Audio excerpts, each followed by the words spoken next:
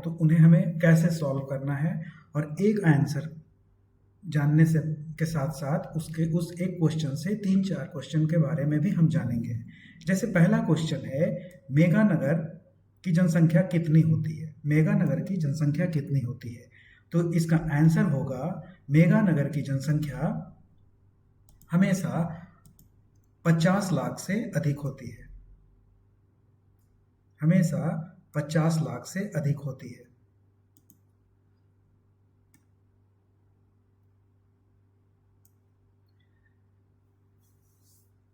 मेरे आंसर बताने से पहले आप खुद इसे कुछ सेकंड के लिए अपने वीडियो को पॉज करके खुद से आंसर सोचें और फिर देखें कि क्या आपका आंसर वही होता है जो मैं बता रहा हूँ। अब यहाँ हम जानेंगे कि मेगानगर के बारे में, या मेगानगर के संस्थापक कौन है। तो इनके संस्थापक का नाम है जे पर्लमैन।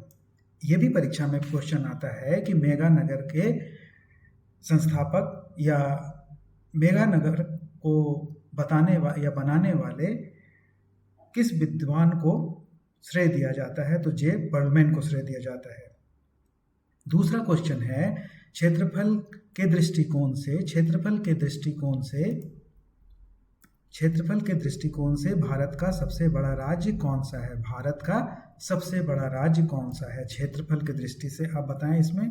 पहला मध्य प्रदेश, दूसरा उत्तर प्रदेश, तीसरा राजस्थान और चौथा महाराष्ट्र। तो इसमें इसका आंसर क्या होगा? राजस्थान होगा, यानी कि ग। अब तीसरा क्वेश्चन है,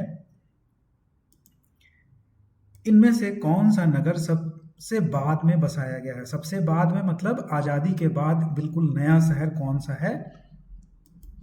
तो ये है अदिस अबाबा, ख चंडीगढ़, तीसरा कैनबरा या चौथा जोहान्सबर्ग। मतलब विश्व के अलग अलग देशों के बारे में भी पूछा गया, जिसमें कि एक भारत का देश शहर चंडीगढ़ के बारे में भी पूछा गया है, और यही इसका उत्तर भी होगा।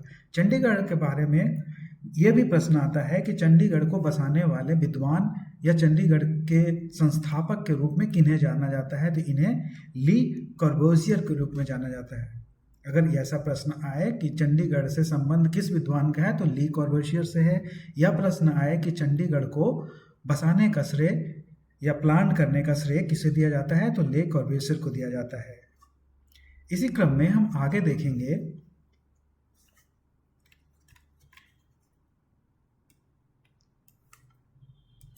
कि चौथा प्रश्न क्या है, इनमें से कौन सा औद्योगिक नगर नहीं है? इनमें से कौन सा औद्योगिक नगर नहीं है? इस पे ध्यान दिया कीजिएगा कि पूछता है कौन नहीं है। तो इसका उत्तर क दिया है दुर्गापुर, ख जमशेदपुर, ग रुड़की और घ सलेम। इसका क्या आंसर होगा? तो दुर्गापुर एक औद्योगिक सिटी है, जमशेदपुर भी है, सलेम भी है और रुड़की नहीं है। तो इसका उत्तर होगा रुड़की नहीं है। इसे एक एजुकेशनल सिटी कहा जाता है रुड़की को। अब बढ़ते हैं पांचवा प्रश्न पर। पांचवा प्रश्न है, भिलाई किस वर्ग से संबंधित है? भिलाई किस वर्ग से संबंधित है?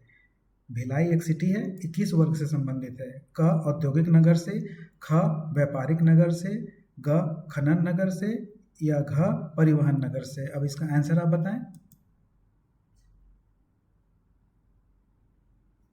ये औद्योगिक नगर से संबंधित है। छठा क्वेश्चन है, ग्रामीण बस्तियों में कितने प्रकार होते हैं? ग्रामीण बस्तियों के कितने प्रकार होते हैं? इसको हम लोग पहले आपको बता चुके हैं, क्लास में भी बताए हैं कि इसके कितने प्रकार होते हैं। 4 प्रकार होते हैं।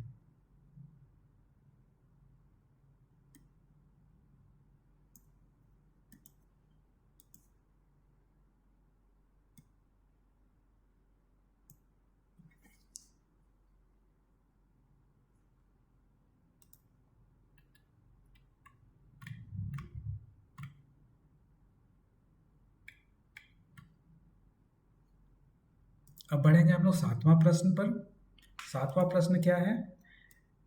निम्नलिखित में से कौन सा पठारी नगर है? नागपुर क, दूसरा आबू, ग मास्को, घ फिलाडेल्फिया। अब आप 2 मिनट सोचें और इसका उत्तर दें। तो इसका उत्तर होगा नागपुर। नागपुर एक पठारी सिटी है। अब 8वें प्रश्न की तरफ बढ़ते हैं कि निम्नलिखित में से कौन व्यावसायिक नगर है? निम्नलिखित में से कौन व्यावसायिक नगर है?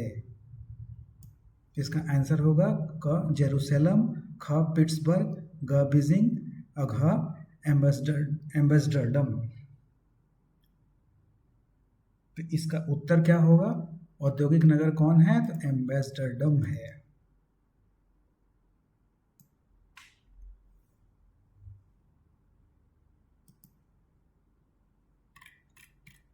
अब हम बढ़ रहे हैं 9वें प्रश्न की तरफ। 9वां प्रश्न है कि नदी के किनारे बसा गांव किस प्रकार का प्रतिरूप होगा? इसको हम बताए हैं कि नदी के किनारे नदी कैसा होता है? नदी ऐसे बहता है। तो ये कॉमन सी बात है कि ये क्या आयताकार है, दूसरा क्रीम जैसा है, या वृत्ताकार है, या रेखीय है। तो इसका उत्तर होगा कैसा है? रेखीय है। 10वां प्रश्न की ओर बढ़ते हैं। निम्नलिखित बस्तियों के प्रतिरूप में कौन सा सड़कों के किनारे विकसित होता है? आयताकार प्रतिरूप, ख टी आकार प्रतिरूप, ग तारे के आकार का प्रतिरूप और घ रैखिक प्रतिरूप। इसका उत्तर आप सोचें और बताएं। किसके बारे में कह रहा है? सड़कों के बारे में।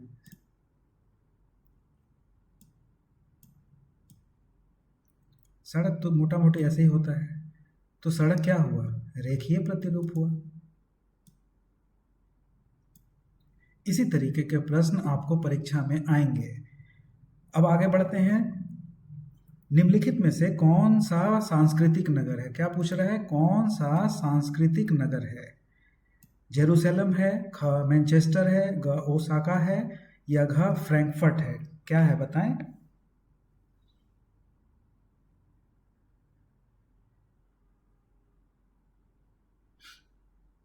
इसका उत्तर होगा जेरूसलम। जेरूसलम एक सांस्कृतिक नगर है। नदी की 12वां प्रश्न है। 12वां प्रश्न है नदियों की डेल्टाई भाग में कौन सा प्रतिरूप पाया जाता है? तो डेल्टा को आप जानते हैं, डेल्टा कैसा होता है? डेल्टा हमेशा त्रिकोण होता है। अब इससे अंदाजा लगाइए। क अरिये, ख तारा, ग चेकर बोर्ड या घ पंखा।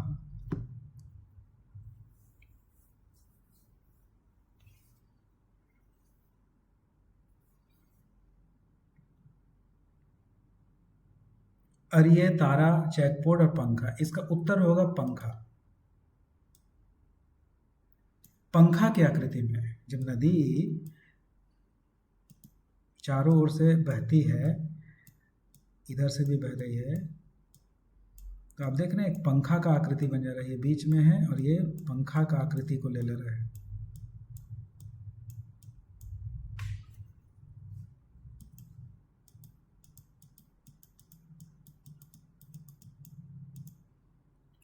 अब 13 प्रश्न की ओर बढ़ते हैं।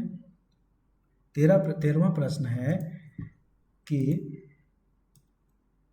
निम्नलिखित आर्थिक क्रियाओं में कौन ग्रामीण अधिवासों से संबंधित है? ये बताइए कि कहाँ पर ग्रामीण अधिवास में प्राथमिक काम होगा, द्वितीयक काम होगा, तृतीयक काम होगा, चतुर्थक काम होगा। तो ये हिंट देते हैं कि कृषि कैसा है।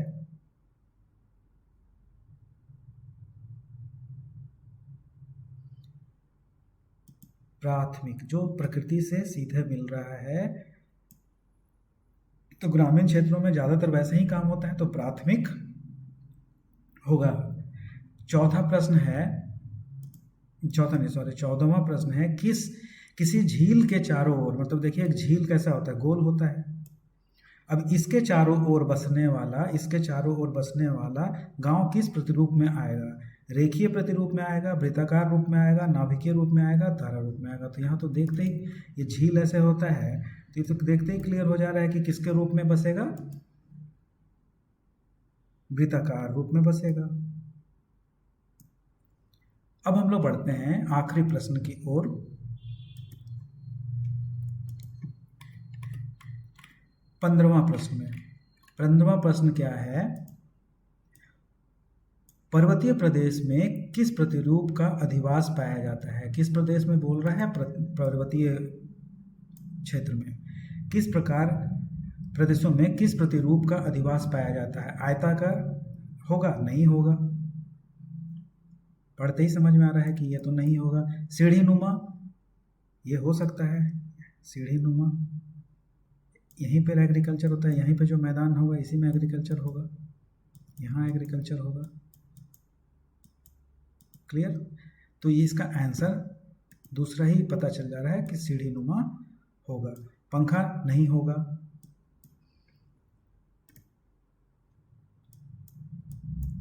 तारानुमा भी नहीं होगा।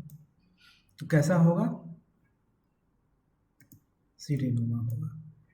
इस तरीके से हम लोग 15 क्वेश्चन को पढ़े और हम लोग समझे कि किसके बारे में समझे? अधिवास भूगोल के बारे में। ऐसे ही बहुत सारा क्वेश्चन आपके परीक्षा में आएगा, ऐसे प्रैक्टिस कीजिए।